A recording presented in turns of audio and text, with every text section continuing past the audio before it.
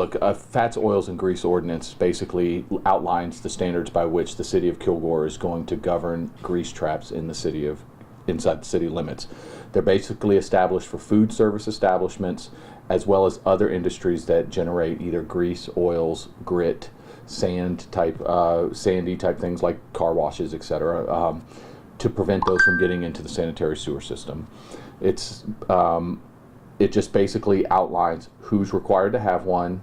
It recommends proper sizing, and it recommends proper cleaning intervals, and then establishes at what point those grease traps need to be cleaned. Then it also establishes civil penalties for failure to comply with that ordinance.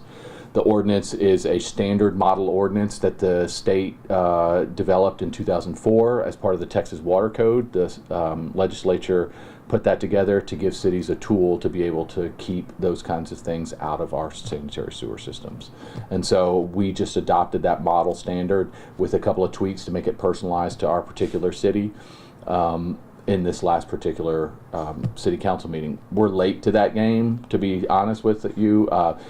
Grease traps are usually required by plumbing code, and so they are as part of our plumbing code. We just didn't quite have the kind of teeth to keep this grease out of our system with our with some of our more commercial establishments.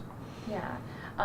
And so clearly this had been a problem to be able to put it into place. Yes. Can you kind of talk about that? Sure. Like I pulled some numbers from our work order system just in the last, this is just the last 12 months, October 1 to October 1.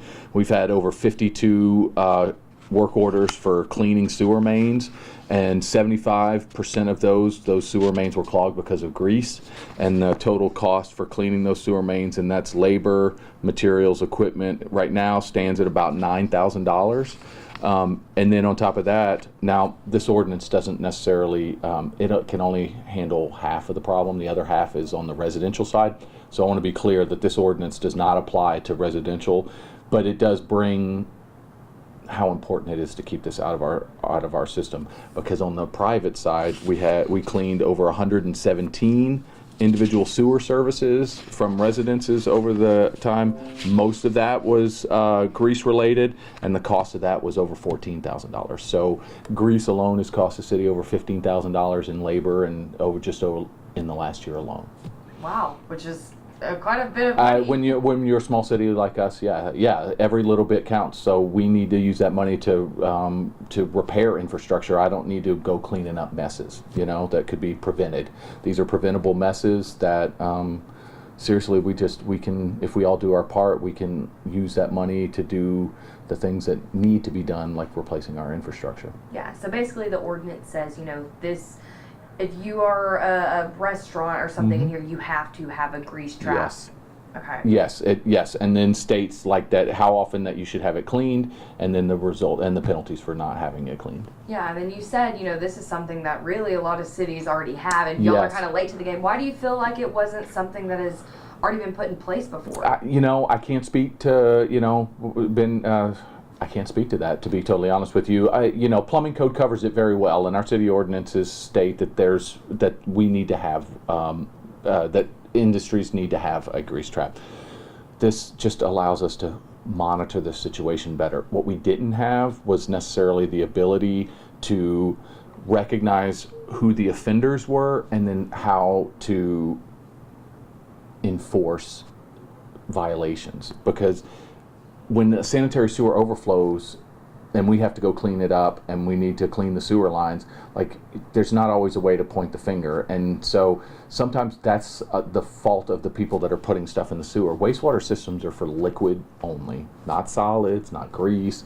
So people in industries and commercial, things that go down the sewer system that are not liquid, that's that's not supposed to be there. And so when we find those things, we need to be able to go back and point the finger, so to speak, and say, look, we need your assistance in not putting this into the system. Because I'll give you a perfect example, is that, say, one industry was not maintaining their grease trap very well. This is a true story, I'm not going to name any names, but wasn't maintaining their grease trap very well.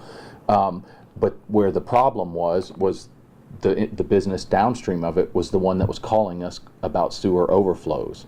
And so the problem became their problem when the person that was doing the problem, what causing the problem, was upstream. And so a grease trap ordinance like what we've put in place here allows us to be able to say, look, we know that, and then we can go and actually inspect their grease trap, see that it's not being maintained, or see the records, and then make accommodations to make sure that that never happens again.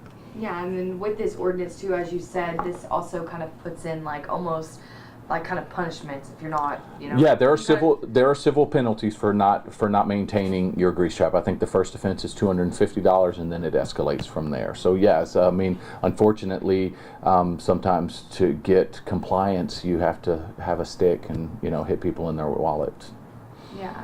And with this, you also said the residential side, it is an issue as well. It is. Do you guys feel like maybe this is something that is going to have to be tackled in the future, or is it really just something that this might bring awareness and it might? That's my hope. My hope is that, in doing this story with you and just bringing, yes, it's a public awareness campaign, right? We have the ability to be able to enforce such things on commercial establishments and food service establishments.